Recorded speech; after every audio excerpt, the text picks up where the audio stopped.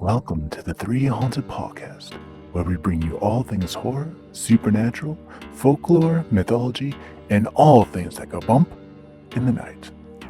What's up, everybody? This is your co-host, Ashley Lunar Goddess, Gorilla Girl filmmaker and horror-loving cinephile. I'm just your average podcast-producing badass. I'm John Thomas. Some would say that I go a little too far with my love of all things horror, paranormal, and meta, but I say, talk nerdy to me, and I'm all yours. What's up, ghouls, gals, and all of our cryptid-loving pals out there? In today's episode, we'll be joined by fellow podcaster, cryptozoologist, and paranormal researcher Barnaby Jones. Barnaby is the founder and lead investigator for Cryptids, Anomalies, and the Paranormal Society, also known as C.A.P.S, based in Wisconsin. He's also the host of Whispers from the Dark podcast and Monsters on the Edge on the Untold radio network. We'll be discussing Bigfoot, the paranormal, and other cryptids. So put on your hiking boots, grab some snacks, and let's hit the trails. But first, a word from our network sponsor. Are you looking for more awesome podcasts? Head on over to withoutyourhead.com for access to the Without Your Head podcast network, where you'll find a variety of podcasts sure to keep you entertained and coming back for more. All right, bring us back, John Thomas. Welcome back, everybody. Like Ashley said, we have the awesome, amazing podcaster, fellow podcaster, whatever the hell I'm trying to say, Barnaby Jones. Welcome to the show. Thanks for having me. Good to be here. I would like to start first by saying I love Barnaby's name. Like, you sound like you are a character from a movie, Barnaby Jones, investigator and cryptozoologist. So that's already exciting. I'm probably going to say your full name throughout the entire podcast, Barnaby Jones. That's fine.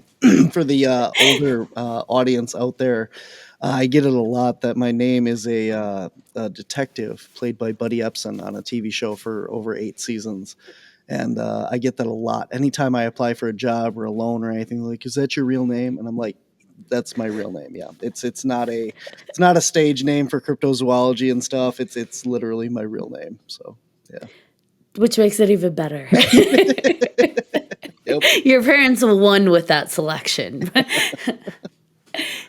So let's just come out the gate with it. What is C.A.P.S? I know I said the full acronym, but what is it? How did it get started?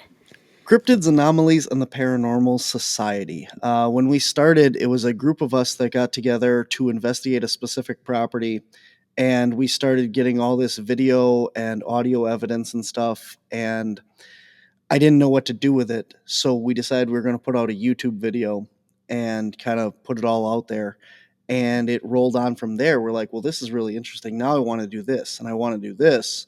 And we started rolling with it. And when I came up with the name, I wanted it to have a decent acronym that actually said something. But I also wanted it to encompass every aspect of this phenomenon that we're investigating. So it's not just cryptids, it's not just a Bigfoot, it's not just your paranormal, your ghosts, your demons, angels, all that stuff of the paranormal, and it's not the anomalous stuff of everything else, from UFOs to portals and time loss and all this other things that are out there in the world. So it's all three of those phenomenon. Each member of our team focuses on a specific aspect of that. Obviously, I do cryptozoology, but I also do paranormal. I started with the paranormal and kind of grew into the cryptozoology, which is where I focus now. And by doing that, by having each member of our team focus on a different area, we can really delve into that aspect of what we're looking at. And yet, each member of the team that goes out to these different investigations brings their own side of that. So if one of us thinks, well, it's this, the other person says, well, no, hang on. In my research, we can look at it from this aspect and see that it also conforms to this, and it could have something to do with that, and so on, because you have all these different angles of people coming into the same phenomenon and looking at it. So that's what we do. And C.A.P.S, obviously, I decided was going to be a playoff of the Atlantic Paranormal Society, and our original logo is very similar to that logo. But we decided that somebody kept saying that it looked like the Friends logo from the TV show and not the TAPS logo. So we designed a new one, which is the shield that you see everywhere now, which has the three pillars, and then the triangle is a UFO. If you see it in like decent quality, not an embroidery like that, but it has little dots in the corners to represent the lights on a triangular spaceship, and then obviously the footprint in the middle is Bigfoot. So yeah. That's so cool. So how when you guys first started, you said it was a group of friends. How many were there when you first started it? So I had been doing paranormal research originally, and I'll back up and tell the whole story here. Long story short, we ended up going up to Upper Michigan to this property called the Hayden Adventure, and it's a property where it's 80 acres of private property that was bought for hunting by Craig and Barb Salk, and they got a series of 3 game camera photos up there, and the middle one is shows what is possibly a Bigfoot. So they sent it into Finding Bigfoot. Finding Bigfoot came out, did an episode called the Super Youper episode of the property, and people wanted to see the property, wanted to see the picture, so they opened this up as the Hayden Adventure. And so in 2019, myself and my mom went up there and met with Craig and Barb and took the tour and everything and found out about all these other things that were going on in Wisconsin, because I was always into the paranormal, always into not Bigfoot, into ghosts and ghost hunting and stuff like that. I was into Bigfoot and that too, but I was on that side where I realized or thought that these things were only in the Pacific Northwest, the Yetis over in Russia and stuff like that. I didn't realize that these things were all over the United States. Well, Craig told me about one of the speakers that they had at a recent convention called Linda Godfrey, who was famous for the Beast of Bray Road research and stuff. And she wrote all these books. As you can see, I have one behind me back here. That was the first one I read, Monsters on the Edge. Or Monsters Among Us. I'm sorry. I'm Monsters on the Edge. And so I read that book and a couple of her other ones. And I was like, well, man, there's Dogman and stuff now too, because I had never heard of that. And she talks about this property, this forest area in southern Wisconsin, in Burlington, Wisconsin, the Burlington Vortex. And that led me to researching with Mary Sutherland, who wrote a whole book on the Burlington Vortex. And I thought, here's an area that has Bigfoot, UFOs, supernatural, fairy activity, all in this one area. Why? Why is this stuff all right there? What's so special? So me and one of my ghost hunting friends that I was doing that stuff with went down there one night, and we had the very first time we didn't even go in the woods. We pulled into the little parking lot and just sat there. And because it got dark, I didn't want to wander off into woods I didn't know. And we started hearing this like noise coming towards us, big and crunching and breaking branches and stuff. And we're like, well, this is, there shouldn't be anybody in there. There's nobody else in the parking lot. Is it a deer or something? And I have a huge spotlight at the time that plugged into my cigarette lighter, and I shined it along the edge of the woods. And as it hit this certain area, this branch pops up like something had been holding it down, looking out at us. And there's nothing else other than a person that could have done that. And so we sat there. Nothing else really happened. Whatever was there, I assume, was standing there the whole time, because we couldn't see it. And so we left. And I started telling a couple people about this. And a couple weeks later, myself, my mom, Derek, one of my coworkers, Michael, and his wife were the first 5 people that ever went out, and we went back to that same location. We went up on that little hill where the branch went up, and we found 9-inch barefoot footprints on the ground. That had to be exciting. Yeah. And so we kind of followed these trails, and they went back through the woods. You could follow the prints all the way back. Nothing castable. I mean, it was a soft, kind of hard dirt, so that you could like make impressions on it, but not in it. And we followed these tracks. They go back into a farmer's field in the back of the woods there. And we're like, okay, well, this is a dead end. We're not going to trespass on this property. So we went down into the woods, and we got to the base of this ridge. And you can either go up the ridge, which goes, it's actually a serpent mound is what this thing is. So it's kind of like a snake-like shape back there. And if you go up the ridge, you go up to a power line cut. and then you cross into the other side of the woods. If you go on the bottom of the ridge, there's trails at the top and the bottom of this ridge, and then there's a marsh, and then there's another little bit of a ridge, and then that farmer's field on the other side. So we're over on this side at the base of that ridge, and we're hearing something move on top of the ridge. All of a sudden, we start hearing whistle coming from the top of the ridge, and then on the other side of the marsh, we hear another whistle, and they're just like, and we're like, that's a weird bird, whatever.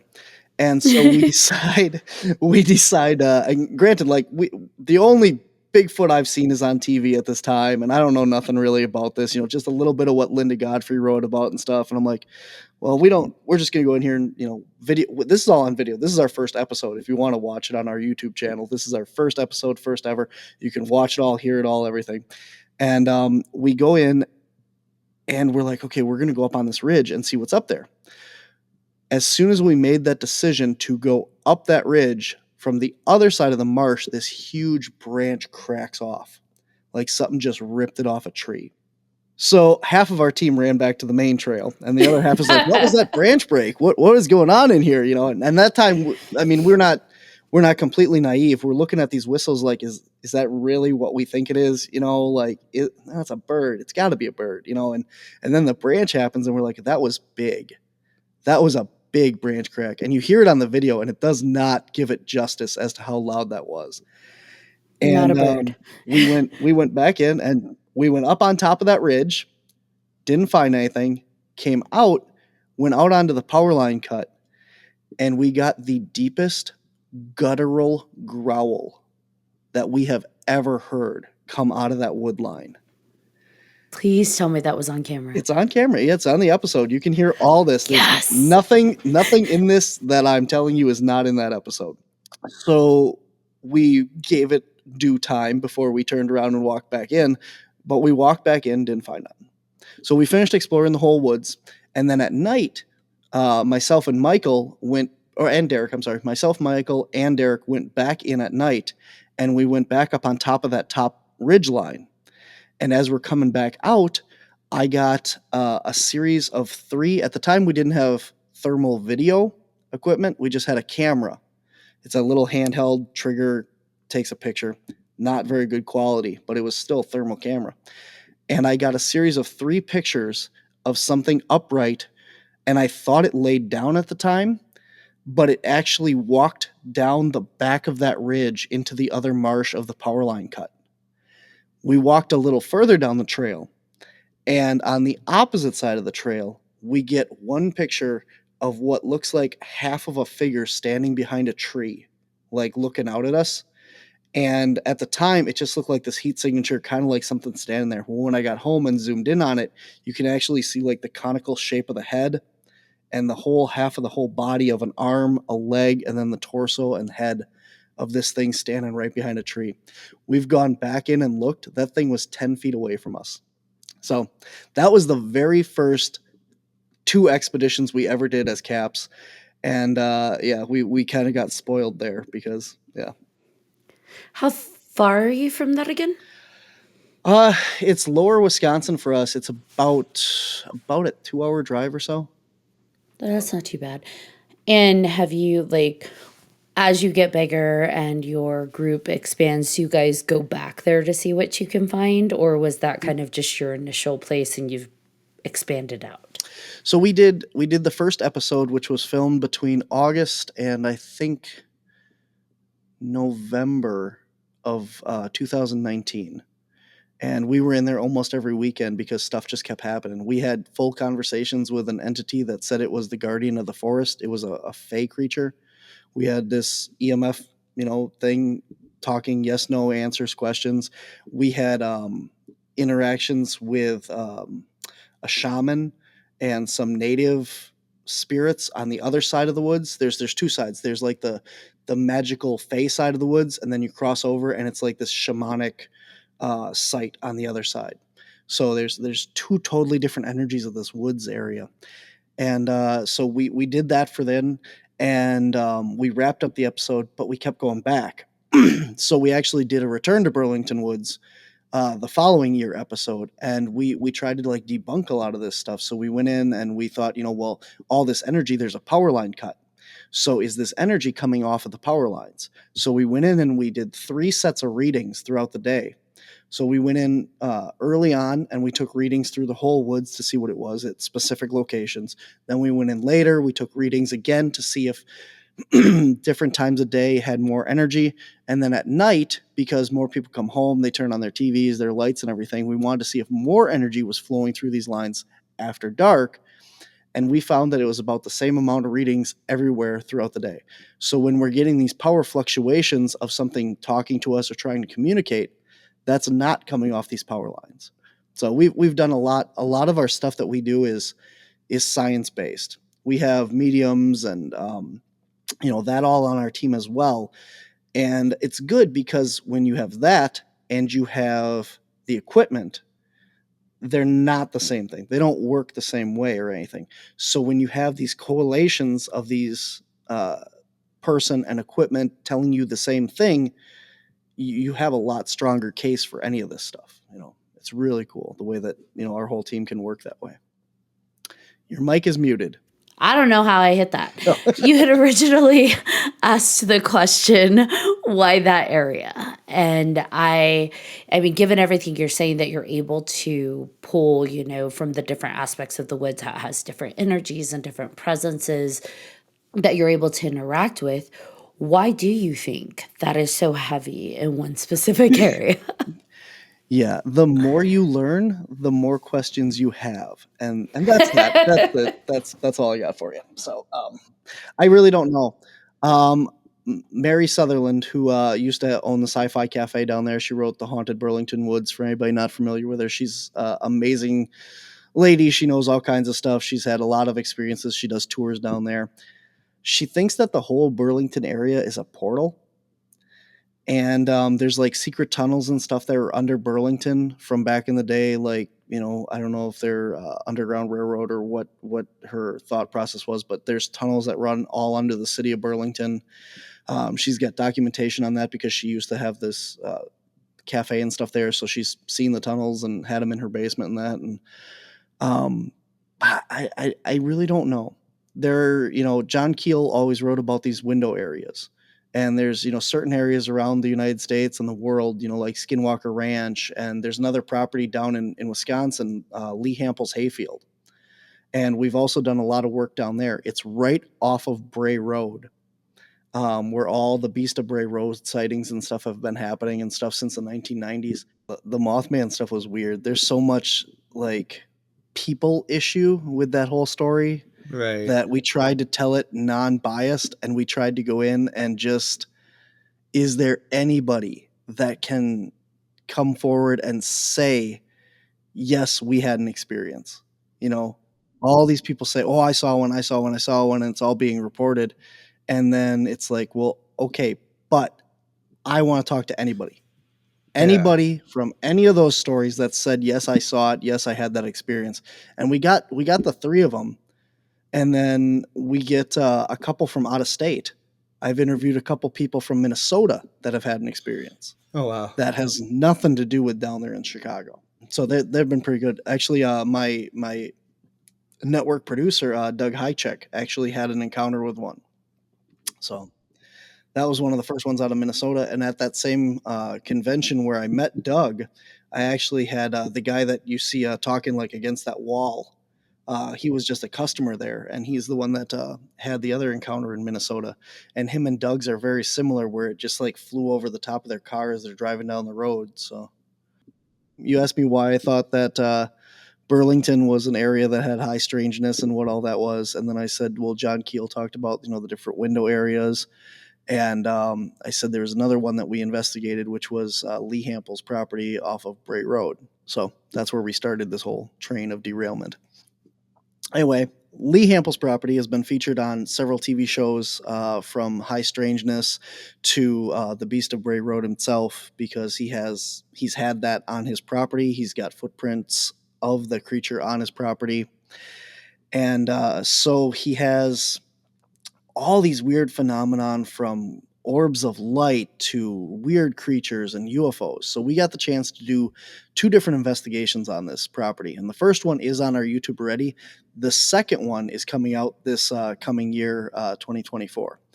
And it's really exciting, the stuff that we got on that one, because there's so much things that the equipment just stops working or doesn't work, and you think, well, it's broken or something, and then you take it home and it works perfect. You take it on the next investigation, works perfect again, and you bring it to that property and it just shuts down.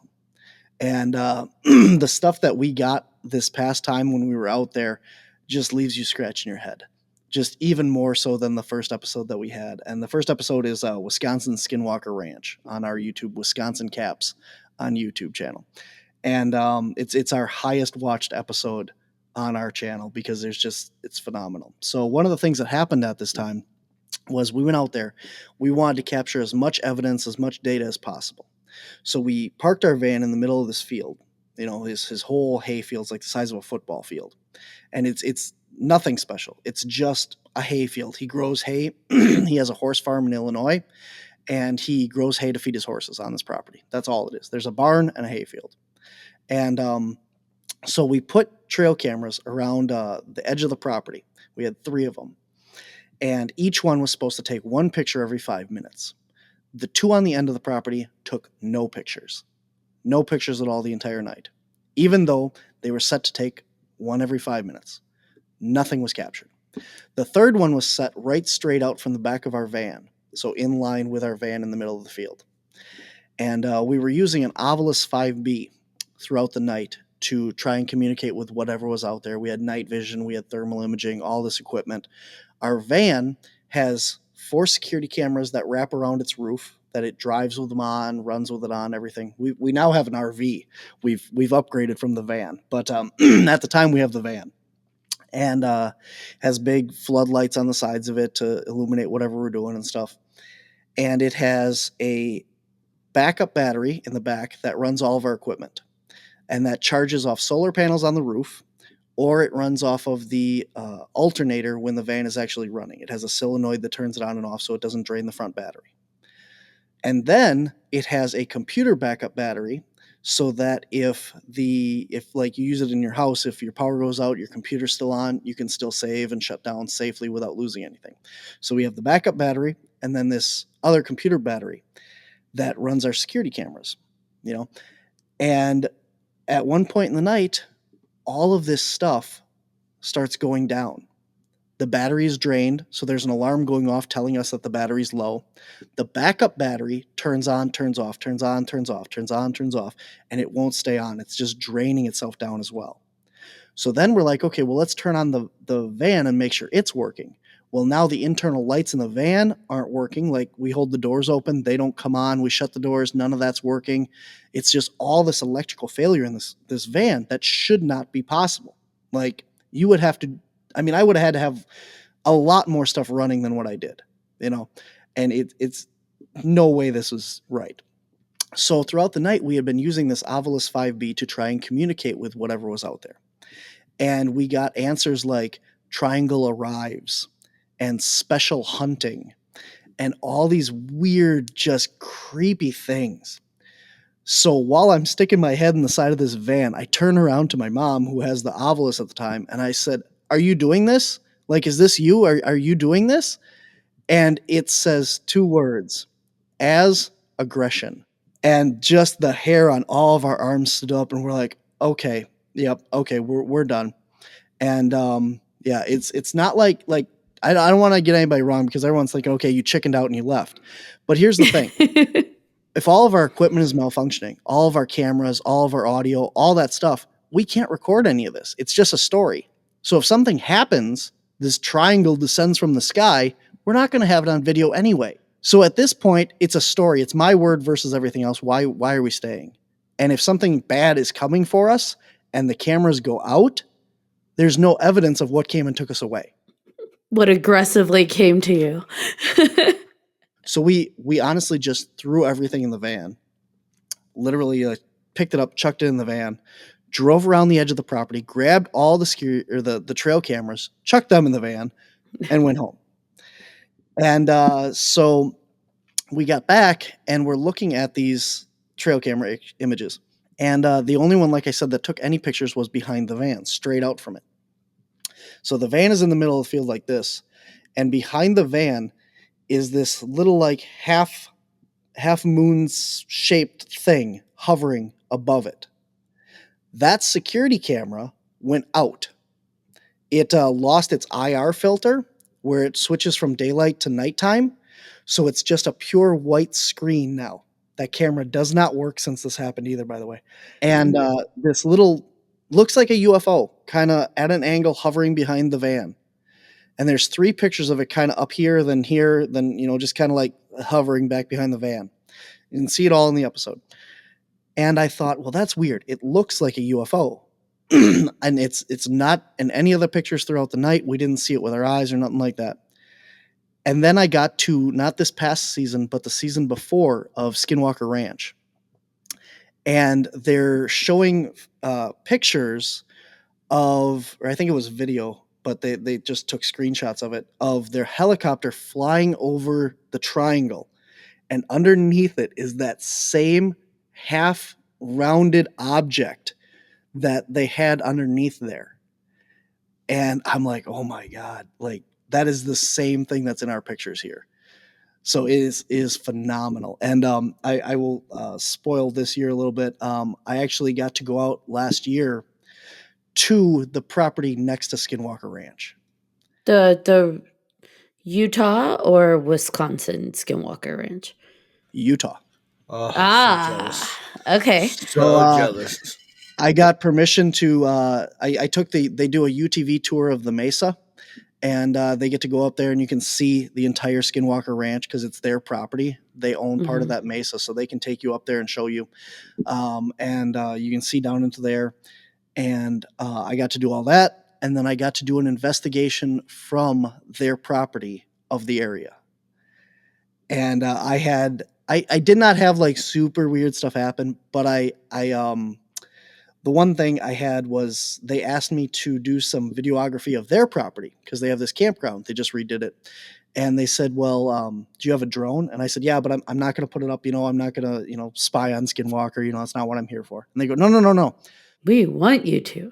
We would like you to try, if you're okay with it, to shoot the drone up and see if you can get video and pictures of our campground for our use. We hired a guy to do this, and his drone wouldn't even take off. So if you're okay with it, would you try and see if you could? And I went, I'm never going to see my drone again. Sure, why not? So I put my drone up again. I'm not going on Skinwalker. I'm doing what I was told. And I shot it up. I got full footage of their property, everything, and I backed it up the other way.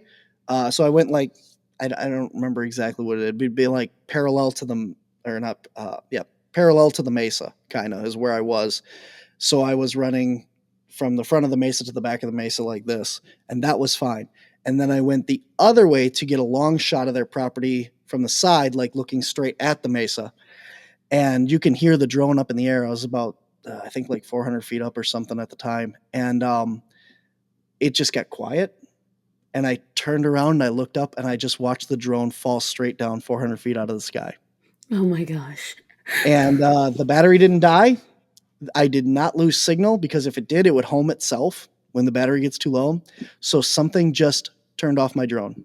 Just zapped it. Oh my gosh. And I had to replace all the arms on it, all the motors, everything. So that's the one thing I'll tell you that happened so far from Skinwalker. But we are going to do a part 2 of our Wisconsin Skinwalker Ranch stuff. And it's already filmed some weird stuff out there, I'll tell you that, from Wisconsin's ranch, Lee Hample's property. And then there will also be part of the Skinwalker Ranch stuff that I investigated as well. So that's coming out this year. So do you work with Lee then to get all of this access? Like, is he pretty nice to work with and works with you guys consistently? Absolutely. Lee's a fantastic guy, Lee Hample. You can find him online. He's got a website, Lee Hample's Hayfield, and he does like speaking and stuff. He charges people to come out and take a tour of the property. Like I said, it's about a football field worth of hay. There's nothing much to see there, so don't expect like aliens to be walking out at you. but his stories and his evidence. He's a retired school teacher, and he just has like a laundry basket in his shed of just all this evidence, like thousands of photographs that were on his trail cameras. And I will say some of it we've been able to debunk, like just because he doesn't know what he's looking at. But Mhm. there's some stuff on there that is, I mean, I have no idea what this stuff is. There's no reason for it. Weird anomalous stuff. He's got videos of orbs going through his field, like dancing. He calls them the galloping lights. He has pictures of things in the sky. I'll leave it at that. He's got all this stuff, casts, footprint casts of these creatures, five-toed, three-pad footprints of some weird dog creature, and he's seen the beast itself. It's just phenomenal guy. But yeah, you can pay, you can go out there, get a hold of him for tours of the property and stuff, and that, and yeah. So The fact that he's comfortable living there.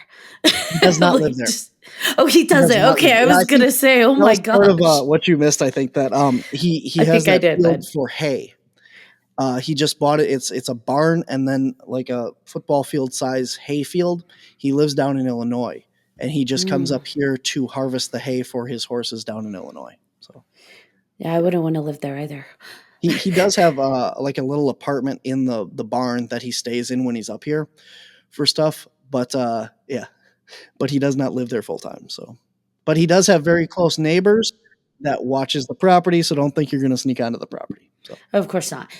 Have his neighbors reported any activity, or is it really just kind of isolated to his area?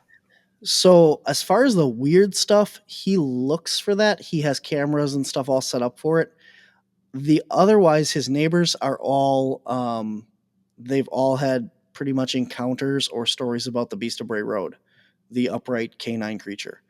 But as far as like the odd lights and stuff, I think most people just go whatever. I don't believe it, and they don't look for it. They don't care about it. They don't they don't want nothing to do with it. They're all so tired of people parading up and down that road looking for the beast that all hours of the day people are out there looking for this thing, and there's no sidewalks, there's no public property on Bray Road, so the Mhm. only thing you can legally do is just drive up and down the road. Otherwise, you're going to trespass. And there's only one area for people that aren't familiar with it. There's only one small forested area of woods along that property. The rest is all hayfield. And so Expedition X came out there and they did an investigation, and they're looking through this woods in their show. And I specifically asked Lee about this the last time we were there. And I'm like, so were they actually on Bray Road? Were they in that woods? Because the woods is on the back of his property. And he does not own that woods. They're owned by somebody else that lives out of state. And I said, did they get, because he's wanted to put trail cameras and stuff in that woods and that, and do an investigation. We wanted to, get permission to go in there. And I said, how did they get that lady to let them in there? And he goes, well, they just went in there. So that's what happened there. But but that's a very, very small patch of, I mean, like the average house and property on a city block is about how big that woods is. So it's a very, very small patch of woods on Bray Road, and the rest is all cornfields and hay fields and stuff. So there's not much place to hide there for anything. Have people, like, has CAPS or anybody tried to kind of map out where these hot activity spots are and see if there's any kind of pattern? I'm assuming you have, but Well, so that was Linda Godfrey's life work. She started off as a newspaper writer, and she got assigned this thing of this car that was attacked by this dog creature on Bray Road, and she went to the animal control, I think it was, office, and she goes, do you know anything about this dog that attacked a car on Bray Road? And he goes, oh, you mean the werewolf? And he pulls out this huge file of all these reports, and he goes, here, it's your problem now. And she started following up with all this and interviewing people, and she's written books on books and books on all the reports of Bray Road and things that have happened. And yeah, I just love that it's your problem now. if you read her book, that's literally what she says. He goes, yep, here you go, you want it, it's your problem now. And then she took it and ran with it. But Mhm. Where's these? Because I probably missed the switch with the tech glitch. Where is the Skinwalker Ranch in Wisconsin? It backs up to Bray Road. Okay, so it's all that area. Correct. Yep. It's basically Bray Road, and then there's woods, and then the other road, I believe it's Hospital Road right there. And this whole area has reports of dogman creatures.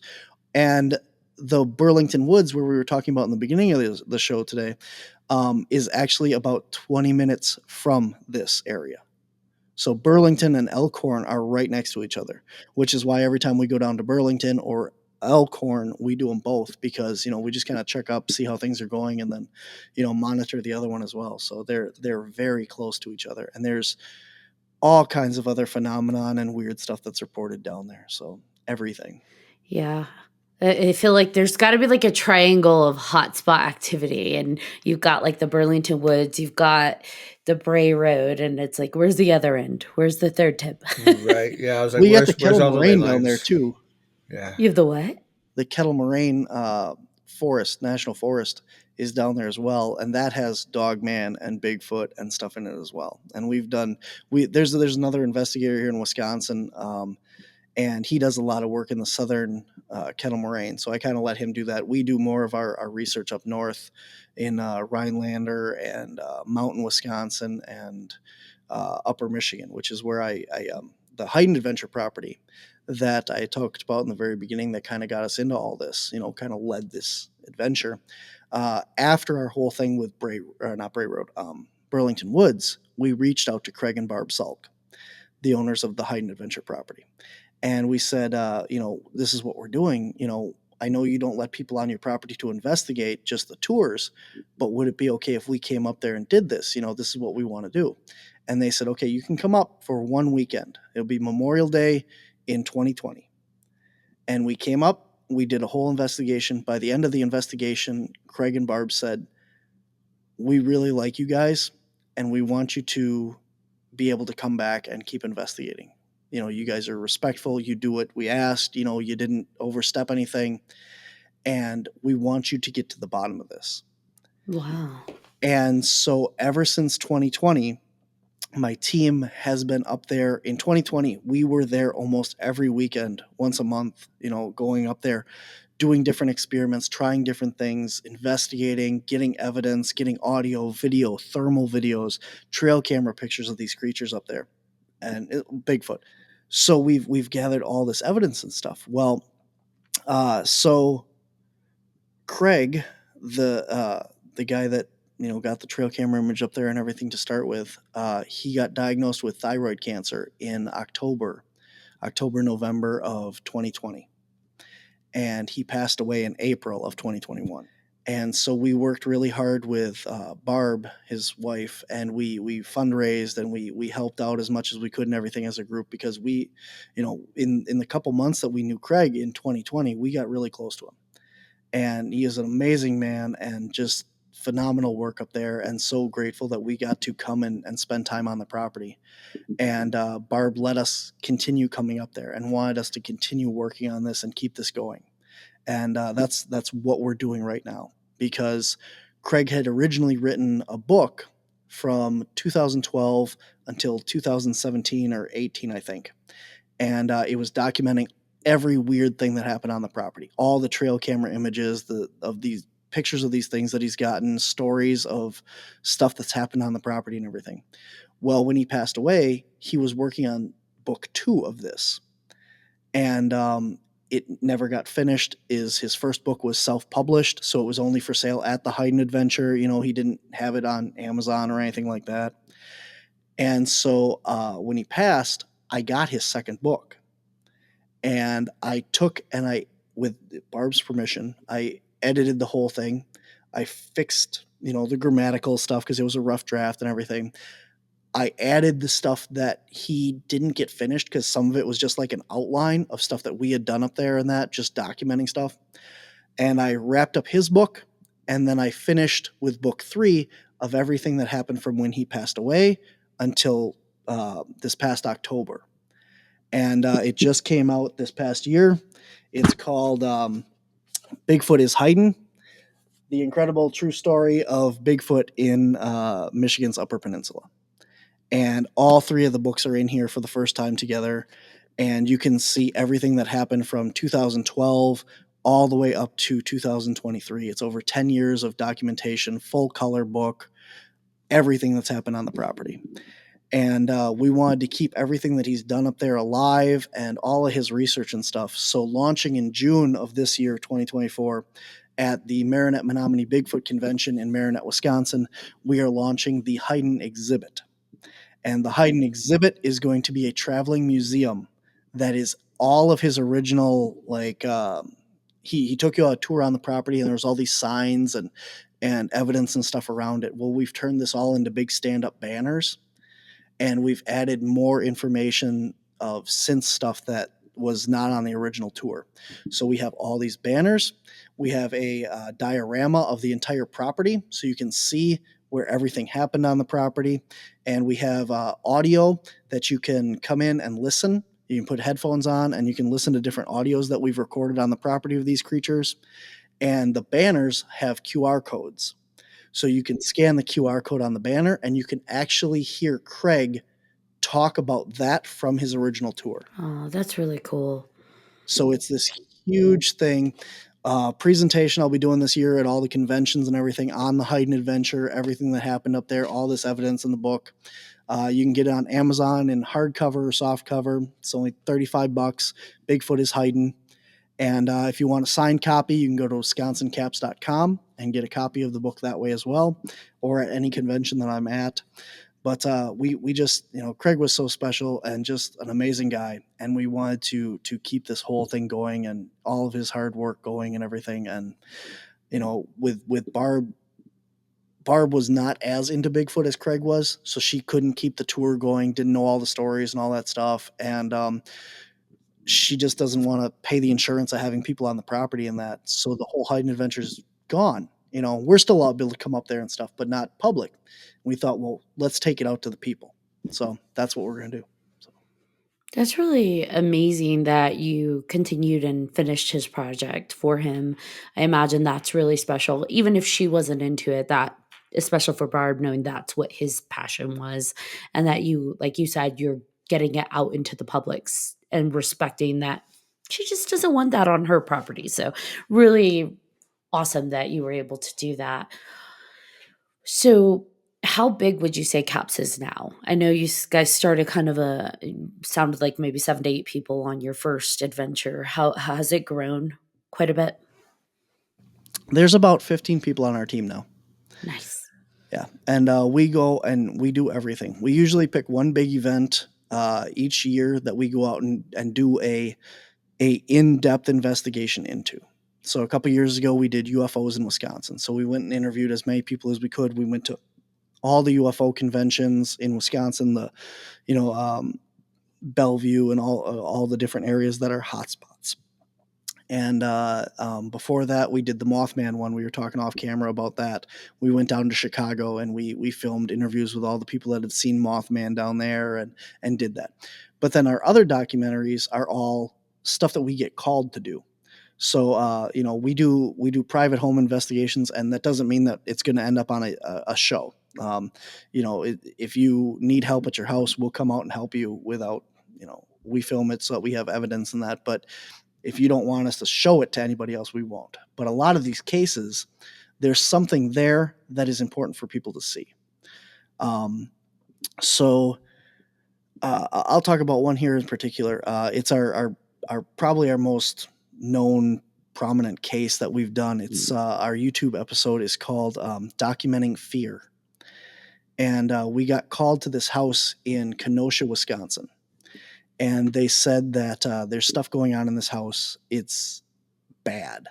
Objects floating, things appearing in pictures. They take pictures, voices. They'll hear like, I'm going to kill you, and all this stuff like coming up from the basement, and just dark, demonic things going on. So we get to this house, and what they wanted from us is it's a duplex bi-level house. And the neighbors of the duplex had just moved out, like shortly before we got there. They don't know why. one day they just packed everything up and left. The family that we were there to talk to, they took everything out of upstairs. They put mattresses in the staircase so that nothing could, like, they couldn't get up there. And they gave the entire upstairs of the house to whatever this thing is. Oh my God. They said, you stay up there, you can have it. So downstairs, they packed up all their stuff. This was close to the end of the month. And they said, we are going to take all of our stuff, put it in storage. We're going to go live in a hotel until we can find somewhere else to live. What they wanted from us is they wanted us to come in and say, yes, there's something here, and no, you're not crazy. That's it. That's what they wanted. They had been saging 3 times a day. They had been putting holy oil crosses all over their house in the basement on different objects. We found it all throughout the house of this oil. Every mirror in the house was covered with aluminum foil so that they couldn't look in it. Cupboards were taped shut because things would talk to them out of there. Oh, jeez. And it's bad. It is a bad case. And so what happened was we went there. We brought a bunch of people. We had our van set up in the driveway at the time, cameras run throughout the house. We had a guy in the car monitoring it. And we went through the whole house as best we could. We got a little bit of activity on REM pod, ghost balls, EMF meters, little bits here and there. It's not the demonic house that they say it is, right? So we said, okay. We did some other stuff. We have spiritualists on our team and stuff at the time. We did not have the Ellie Weisensell and Stephanie Lynn that we have now that can do a lot more for people. We do not have the contacts that we have now with other reputable people that can help you. We have grown a lot since this case. So we did the best that we could. We cleaned the house better than what they had been doing with different, minerals and saging and you know what I mean. And so we left and we went through every bit of audio and video and stuff that we had. And that's when we started getting all this stuff. We had audio recorders left upstairs when nobody else was up there. We got a full conversation on audio. So the thing is every one of us, when we go into an investigation, has a GoPro or a full spectrum camera or a night vision camera on us. Every one of us has a microphone, basically. And then we have standalone cameras that stand around the house to monitor different pieces of equipment, so we have, all in all, we probably had like 10, 12 cameras running throughout the night that we were there. So I can guarantee you, I know every single person's location and everything that was said in that house. And I can tell you that everything that we've captured was not from any of those things, was not us.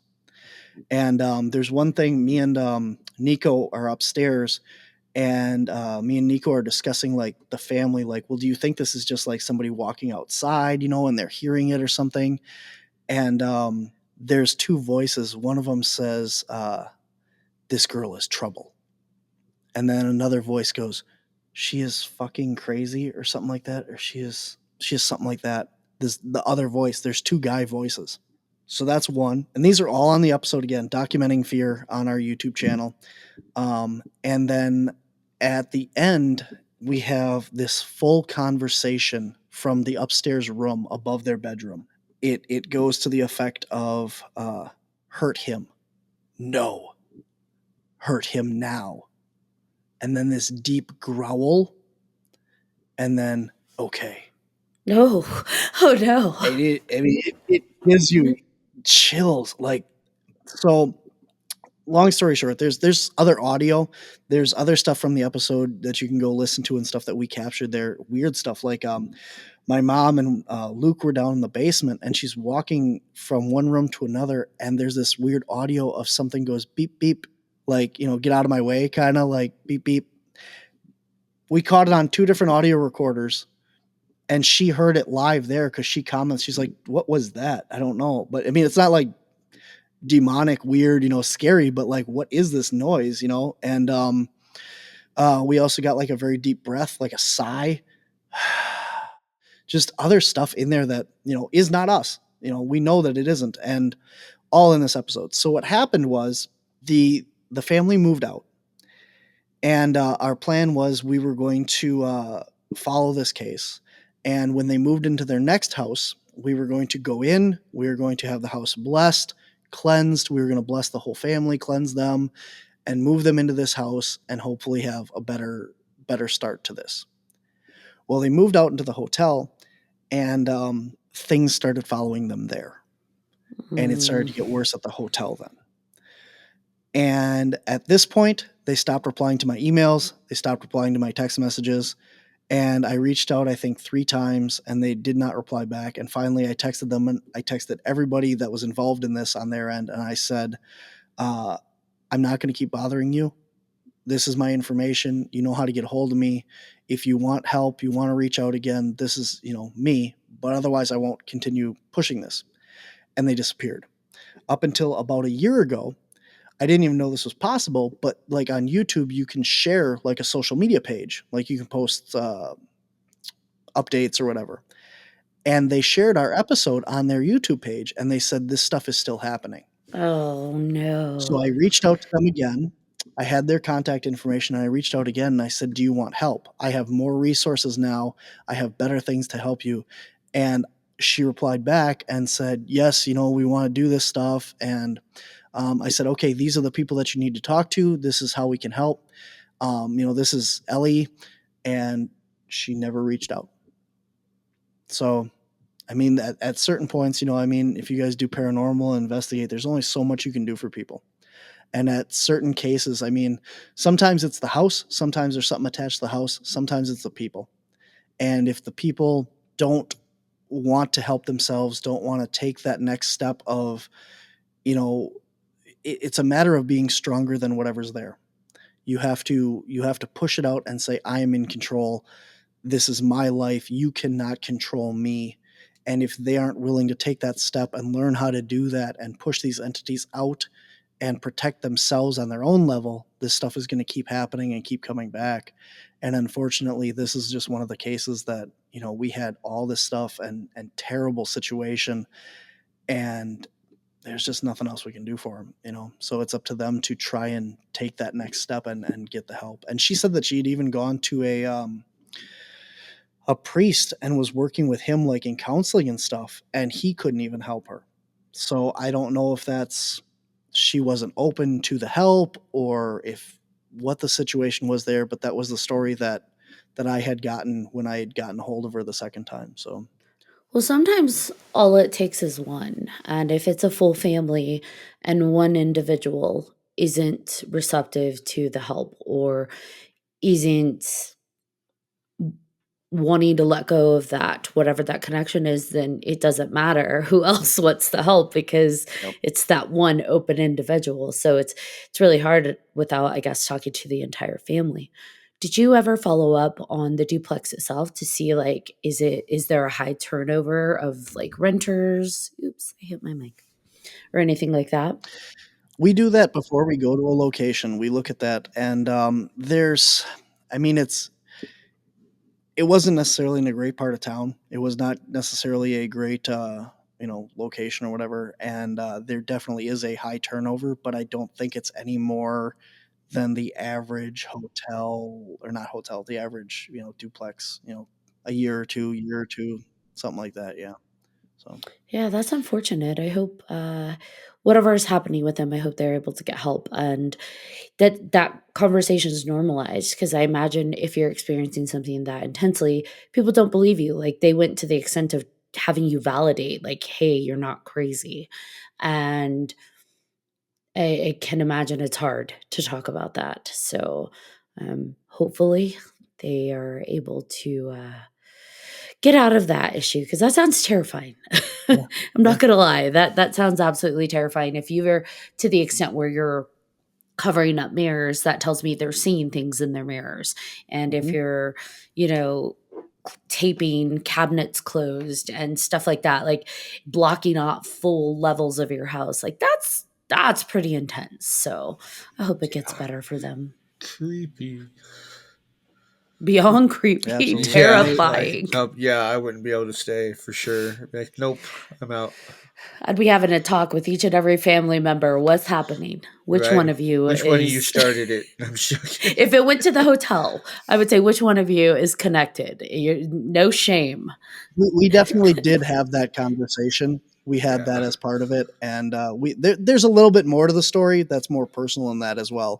Of But course. there is obviously more to the story. But just as a general, and they actually, when we left, everything was a lot calmer. There was more of a peace feeling to the house and everything at that time, and they felt really good. They didn't want anything else to do with this. They wanted to give it all up. They had been recording 24 hours a day almost with their phone to document all this stuff because nobody believed them and stuff. So I got this huge download of all of their videos, all their footage and stuff, all their audio files, all this weird stuff that was happening. And they deleted off their phones because they said that they didn't want that connection to it to bring it back. So I've watched through all their stuff, and there's so much more just like that we didn't get when we were there, of just weird stuff that was going on, and that yeah, it was a very, very messed up place. So Yeah, I don't blame them. Photo and audio definitely can carry that energetic, presence. I mean, John knows that. Like, there are some times where they'll show me photos of places that they've been for paranormal investigations, and I'm looking, swiping through like la la la, and then I hit a photo and I'm like, nope, take it away. Nope, get away. Yep. I feel like I'm being stabbed in the chest by a ton of needles. Like, Yeah. so now I just don't even like to look at photos. And I'll be honest, watching paranormal shows like the caught on camera and stuff, most of it I'm like, probably most of that's not What I they don't want to think say it is. real, but it just it isn't what they think it to be. But my concern is when it is, because then I feel like I'm hit by like something really hard, and I'm like, these shows aren't for me. I don't want to watch this just in case. But yeah, I don't know. I feel like for you, especially going into a place like that where it's probably aligning with like a lower vibration entity based on what they're saying.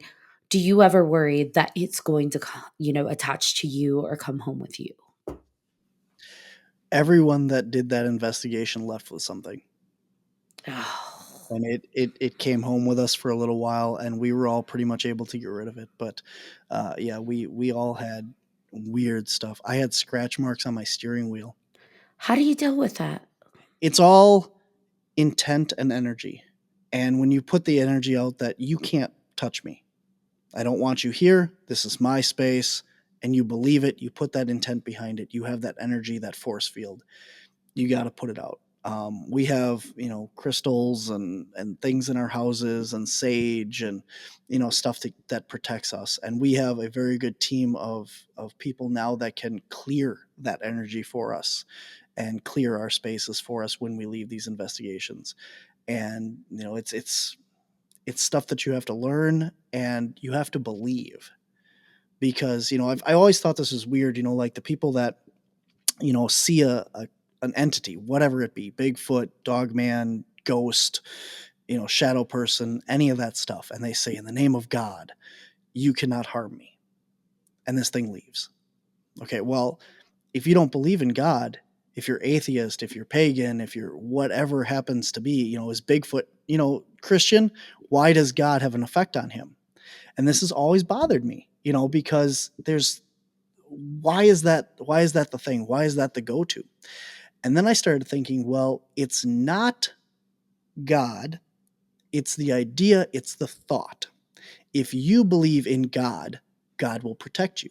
If you believe in a crystal and you hold that up and you say, this crystal, this onyx will protect me and you cannot harm me, that crystal will protect you. If you hold up a can of soda and you say, this is my God, Mountain Dew, and Mountain Dew is my savior, that Mountain Dew will protect you. Because if you honestly believe that, and that is where you're putting that energy, that thought, that intention, that's real. That's real to you. That is your truth. And it holds energy. It has power. So when you're doing this, whatever it happens to be, you don't have to be religious. You don't have to be, into crystals. You don't have to be whatever it is. You can believe in yourself. And you say, I am stronger. I have the power that you cannot harm me, that you cannot, take over my body. You cannot scare me. I rebuke you. And that will have just as much power to somebody as long as you believe it. And teaching people that when we go to these places and saying, okay, you have something here. We don't know what it is, but this is how you take care of it. Because we can get rid of it. But if you don't have that power to keep it away yourself, something else is going to come back. And that something else might be bigger. Because if we take care of this guy, he's holding the door shut so nobody else can come in here and bother you because he wants you. And now if we get rid of the guy standing in your doorway over here, anything can come in here and you don't know what's going to be next. So we'll clean that up. We'll give you a little bit of breathing room, but now you need to do the work and you need to get that energy, your energy up, your vibrations up so that you can protect yourself. So that's part of what we do. We go around to these houses and it's really interesting to go into some place and obviously with mediums and our sensitives and stuff, they don't go on the tours with us. So we go through the house and we say, okay, tell us what's wrong. Tell us what's happening. Tell us that. And about an hour after we get there, all my team gets for my Ellie and Stephanie and Rez and my mediums on the team, they get an address and a time to be there. Can you make it? Okay. Yep. All right. So when I say I need you in so and so city on this date, can you make it? And they say yes or no. That's it. That's all they get. And then the day of the event, they get an address. So it's not like they can look up information or anything like that. It's I believe in my team 100% that what they say they do because I've seen it happen. So we get there, we do the tour, we film that for our records and stuff, or for the episode if they want us to do it that way. And we take the whole tour. We say, what's happening? Where is it happening? What have you experienced? And then we bring in the mediums and they walk through and they go, this is what's happening. This is where it's happening and when it's happening. And it matches up exactly what they say.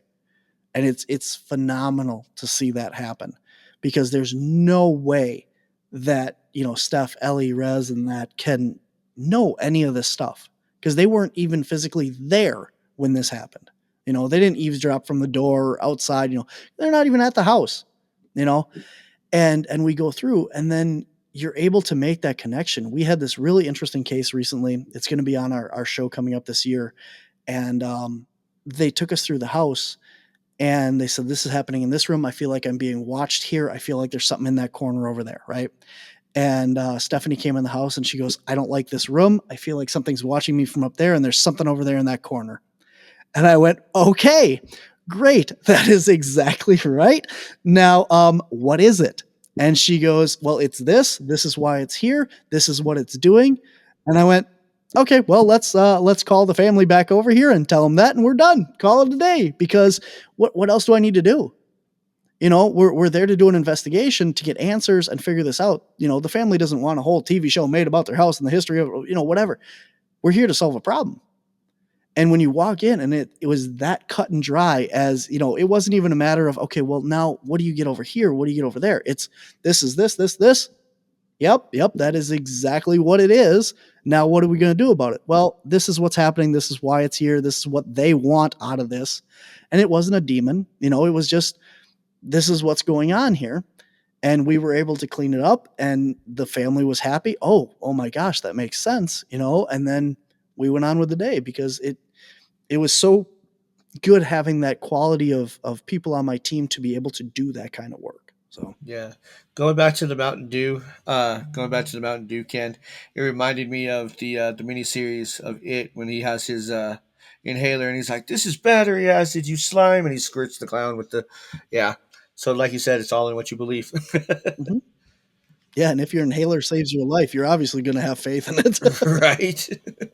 We're changing our vibration. And when we make that conscious decision to say, I am more powerful, or Mountain Dew is, my savior, like we are putting that energetic vibration out there to be bigger than whatever it is, whatever low vibration might be coming at us. And I think that's phenomenal that you're teaching people along the way how to do that. And I love your description on the idea that, like, yes, we're clearing this, but something else may walk through that door. So build that vibration, raise that vibration so that you take up space and nothing else can get through that door. Because oftentimes, I imagine that's what happens. Something gets cleared, something else comes through, especially if someone's vibrating that low energy and bringing stuff continuously in. You got to raise it up. And so it's great that you're teaching people that.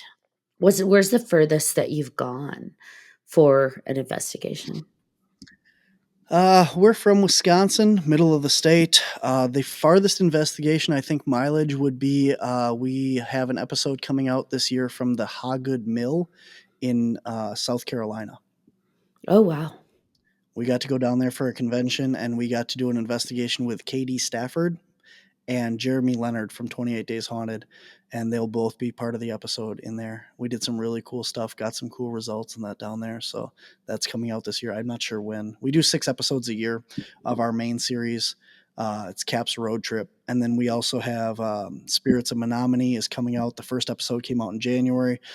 Second one came out in February, and then the third one will come out in March. That was downtown Menominee, Michigan. We got asked to do a kind of like a paranormal survey of the downtown and for the convention up there and see, there's the Menominee curse, and they wanted to see if there was any paranormal activity because all these stories from downtown. So those are the 3 episodes from that. We have Spirits of Macville coming out soon. Hopefully it's already coming out by the time this airs. I don't know. I'm busy, but it's Spirit of Macville is about the Gainers Tavern in Macville, Wisconsin, and it was originally built in 1877.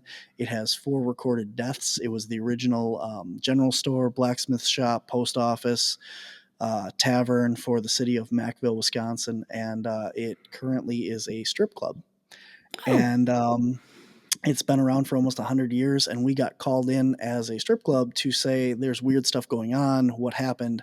And the first investigation we ever went there, lights were flickering, answering questions, and we got EVPs down in the basement, and we're like, okay, something's going on here. This isn't just BS. Now let's look into it. And then we found this whole 100-year history of this property, and it's a really cool location. We offer ghost tours and stuff there where you can come out and investigate, and we have never had an investigation that has not had activity. Ghost tours at the strip club. I love it. Absolutely. Absolutely. Well, that should be coming out soon. And then we also have our Finding Hayden series, which is all the stuff that we've done on the Hayden Adventure property, which is the book Bigfoot is Hiding, Hayden with a Y, not hiding.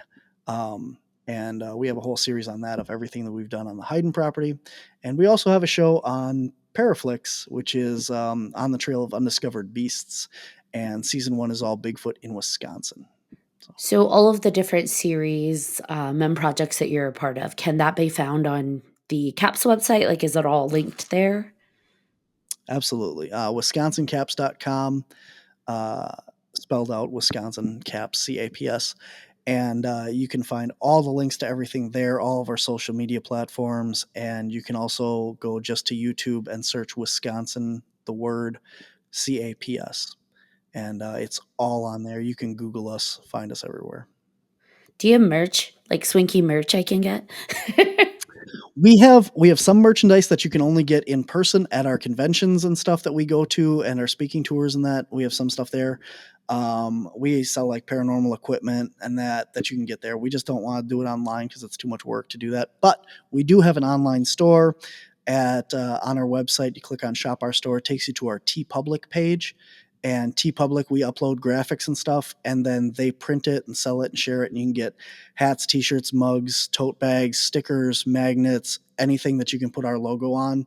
All of our t-shirts and stuff are available on there. We actually just added a couple more things. We have a new shirt that has, it's got 2 ghost balls on it. And it says, "Is there anyone here with us? Can you please touch our balls?"